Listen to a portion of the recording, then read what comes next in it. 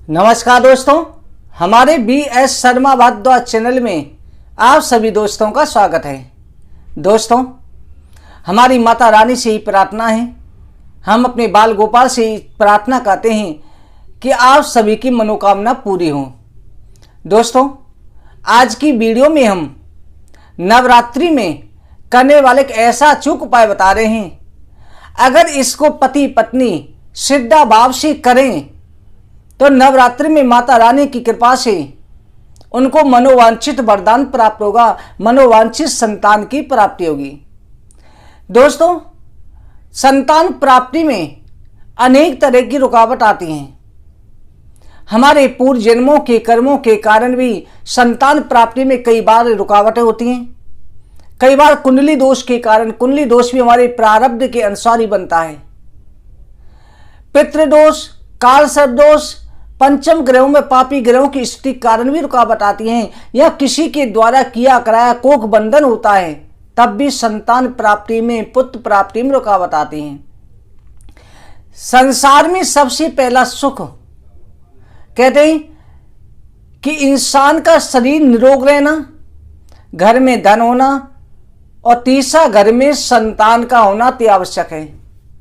जिस घर में संतान नहीं है उस परिवार में कितनी भी धन दौलत हो सब सूनी लगती है। जिसके कन्या हैं उन्हें पुत्र चाहिए और जिन्हें पुत्र है उन्हें पुत्री चाहिए। दोस्तों, ये उपाय जो है सभी प्रकार की संतान देने वाला है। जिनके पुत्रियां ही हो रही हैं उनको पुत्र प्राप्ति का वरदान देने वाला उपाय है। निश्चित रूप से होती है, कोख बंधन भी खुल जाते हैं। इस उपाय को पूरी श्रद्धा भाव से करना चाहिए। नवरात्रि का ये उपाय है, नवरात्रियों में करना है। नवरात्रि आ ही रहे हैं, इन नवरात्रियों में अगर पहले दिन से इस उपाय को करेंगे, पहले दिन और आखिरी दिन का उपाय है, और नित्य प्रति किस प्रकार से उपाय करना है उसकी वीडियो भी हम आगे डालेंगे। इसमें उपाय बता रहे हैं। दोस्तों, इस उपाय को पति पत्नी कर सकें मिलकर के तो बहुत ज्यादा अच्छा है। अगर पति कहीं बाहर रहता है, पत्नी अकेली घर पर है, तो पत्नी भी इसे कर सकती है और पति का नाम लेकर के साथ में प्रार्थना कर दें। क्योंकि जोड़ा से पति पत्नी जो दोनों अर्जी लगाते हैं तो सीधी भगवान के हृदय तक उस स्मृति का, उसका प्रार्थना का तार जुड़ जाता है। तो माता रानी आप सबकी इच्छा पूरी करें। दोस्तों, हम ये उपाय बता रहे हैं। इस उपाय को शुरू करने से पहले जो भी दोस्त हमारे चैनल को पहली बार देख रहे हैं, जिन्होंने अभी तक हमारे चैनल को सब्सक्राइब नहीं किया है, उन सबसे अनुरोध है कि हमारे चैनल को सब्सक्राइब करें, बगल में घंटी के बटन को दबाएं, जिससे हमारी सभी वीडियो आप तक पहुंच सकें। और दोस्तों, घंटी का बटन दबाते ऑल पे क्लिक जरूर कर दें, जिससे हम जो भी वीडियो डालते हैं वो आपको पता चल जाए। दोस्तों, हम उपाय शुरू करते हैं। उपाय ये करना है कि प्रथम नवरात्रि में आपको प्रातः 11 बजे तक इस उपाय को कर लेना है। क्योंकि 12 बजे के बाद मध्य काल लग जाता है, दोपहर का समय होता है, 12 से 4 करते नहीं है, इसे सुबह के समय करें।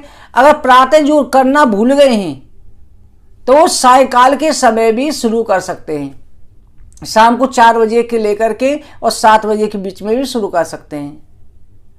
तो दोस्तों, इस उपाय में करना यह है कि आपको ज्यादा परिश्रम की आवश्यकता नहीं है, केवल छोटा सा उपाय है।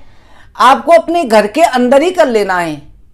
माता रानी की फोटो आप सभी के पास होती है। आप अपने किसी साफ कमरे में, जहां पर गंदगी नहीं हो, एक स्थान, पवित्र स्थान बताएं, बना लें। अगर जिसका एक जगह रहने की छोटी है तो अपना छोटा सा मंदिर बना लें, उसमें भी कर सकते हैं। मंदिर के अंदर भी एक कोना बना के साफ कर लें। एक चौकी रखें, चौकी नहीं है ना पटला रखें। अगर चौकी पटला नहीं है तो आप थाली में भी कर सकते हैं। एक लाल कपड़ा उसके ऊपर बिछा लें। चौकी ऊपर जो लाल कपड़ा बिछाया है उसके ऊपर माता रानी की फोटो स्थापित कर दें। आपका मुख पूरब या उत्तर की तरफ होना चाहिए, और भगवान का भी अगर पूरब की तरफ मंदिर हो या पूरब उत्तर के बीच में हो तो ज्यादा अच्छा है। दक्षिण को ना भगवान का, माता रानी का मुख होना चाहिए ना आपका होना चाहिए, इस बात का आप ध्यान रखें। आप पूरब या उत्तर मुख होकर के बैठ जाएं और चौकी ऊपर जो लाल कपड़ा बिछा रखा है उसके बीच में आप चावल से स्वास्तिक चिन्ह बनाएं।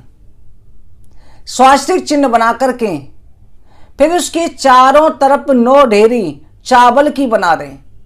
थोड़े थोड़े चावल रख के 9 ढेरी जैसी बनाते हैं बना दें और उन 9 पर एक एक सुपारी रखें। ये दोनों पति पत्नियों को करना है। और पति बाहर है तो पत्नी अकेली भी कर सकें, ये हम पहले भी समझा चुके हैं। तो उन पे एक एक सुपारी रख दें। सुपारी रख के उसके बाद में एक आपको जटा वाला पानी वाला नारियल लेना है। उस नारियल के ऊपर 7 बार मोली लपेटनी है। जो कलावा है 7 बार लपेट करके और नारियल पर अनामिका उंगली से, जो कनिष्ठा के साथ वाली अनामिका उंगली होती है, इससे ओम लिखना है। ओम लिख करके माता रानी से अपनी पुत्र प्राप्ति की प्रार्थना करते हुए, जब जिनको शादी के कई साल हो चुके हैं, संतान हुई, संतान की प्रार्थना करते हुए उस नारियल को स्वास्तिक चिन्ह पर विराजमान कर दें, स्थापित कर दें। उसके बाद माता रानी को आप प्रसाद चढ़ाएं, केले का भोग जरूर लगाएं। पहले दिन केला लगाना है और केले का भोग लगा के नित्य प्रति पुत्र प्राप्ति के लिए किस वस्तुओं का भोग लगाना चाहिए उसकी हम नित्य प्रति की वीडियो डालेंगे, उसे जरूर देखें। नित्य प्रति पहले दिन से लेकर के 9 दिन तक के भोग की रोजाना हम वीडियो डालेंगे कि पहले दिन क्या लगाएं, दूसरे दिन क्या लगाएं, तीसरे दिन पुत्र प्राप्ति के लिए क्या भोग लगाएं, उसे आप जरूर देखना। तो ये इस तरह से स्थापित करके फिर माता रानी से जो संतान प्राप्ति की प्रार्थना करें और नित्य प्रति की जो वीडियो वो देखते रहें। फिर लास्ट के दिन अष्टमी की रात को, जिनके अष्टमी पूजती है वो सप्तमी को भी रख सकते हैं और जिनकी नवमी पूजती है वो अष्टमी को करें। एक उपाय और करना है, और जो सप्तमी को नहीं कर पाए अष्टमी की रात को भी कर सकते हैं, पर रखना सप्तमी या अष्टमी की रात को ही है। एक चुन्नी लेनी है और उस चुन्नी में लाल रंग की चुन्नी हो, छोटी सी चुन्नी हो, उस चुन्नी में खिलौना रखना है।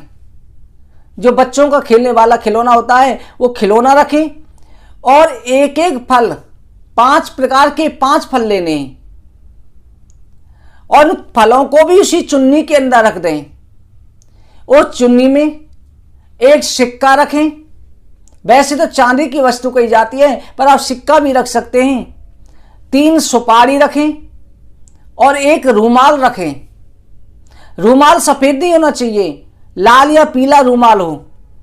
चुन्नी के अंदर रख करके फिर उस चुन्नी को जो आपको एक पोटली बना लेनी है, गांठ बांध के पोटली सी बना करके, फिर जहां पर आपने 9 ढेरी रखी हुई है, नारियल रखा हुआ, वहीं पर माता रानी के सामने अपनी मनोइच्छा बोलते हुए, संतान पुत्र प्राप्ति की इच्छा बोलते हुए चुन्नी की पोटली को वहीं रख दे और रख करके आप जो है पति पत्नी श्रद्धा भाव से माता रानी से प्रार्थना करें, माता रानी को नमस्कार करें।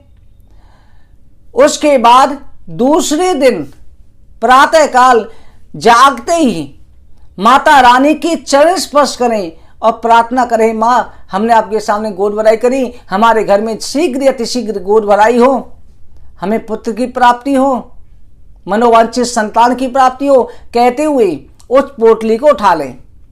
उसमें से जो खिलौना है, अगर आपको पुत्र चाहिए तो किसी लड़के को दें, अगर आपको कोई भी संतान जैसे पहली बार गर्भ कन्या चाहिए तो किसी कन्या को दे दें, पर गरीब को दें, अपने घर में ना दें, किसी गरीब बच्चे को दे दें।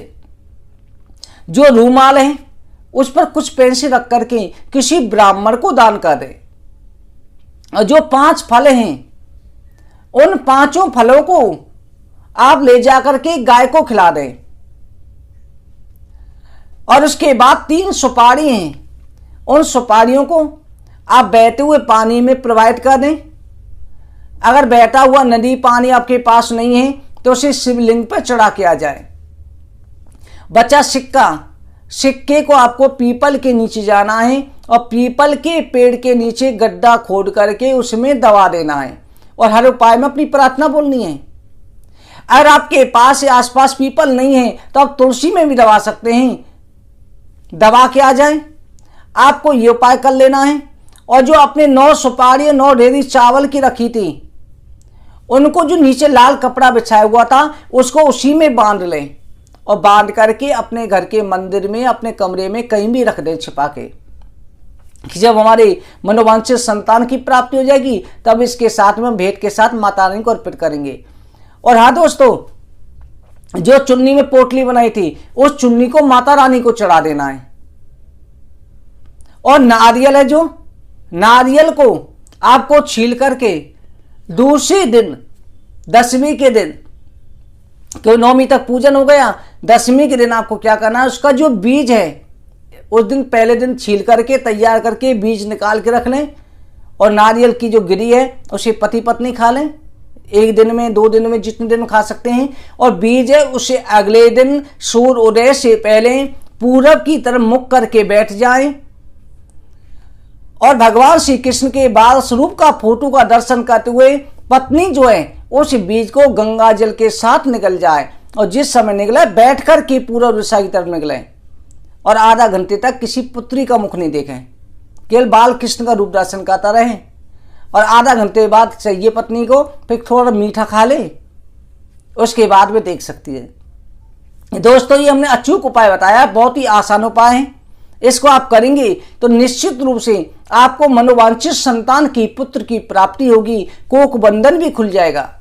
और दोस्तों ध्यान रखना, हम वीडियो में दोबारा से बता रहे हैं, ये हमने पहले दिन से लेकर के आखिरी दिन तक का उपाय बताया है, पर नित्य प्रति माता रानी को क्या भोग लगाएं उसकी वीडियो जो है हम रोजाना की डालेंगे कि 9 दिन क्या क्या भोग लगाना है, उन्हें आप जरूर देखें।